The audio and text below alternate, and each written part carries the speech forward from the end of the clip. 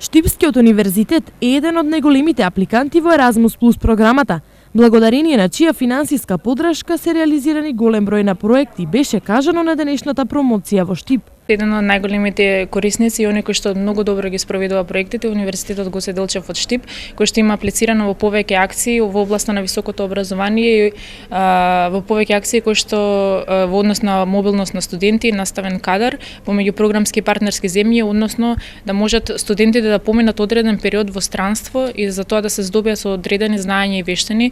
Штипскиот универзитет ги користи ресурсите наменети за високо образование, што друго освен тоа нуди програмата. Програмата Еразмус Плюс поддржува повеќе области во повеќе клучни акции. Значи во сите клучни акции 1, 2 и 3 ги има оние области за млади, потоа во областа на високото образование, во образованието за возрастни, во училишното образование и во стручното образование и обука. Инаку главните точки по кои може да се аплицира се однесуваат на потесните групи образование, обука, млади и спорт. Денешната промоција на Еразмус Плюс програмата во Штип беше дел од новиот повик за прибирање понуди, кои сите заинтересирани можат да ги достават почнувајќи од 4 февруари наредната година.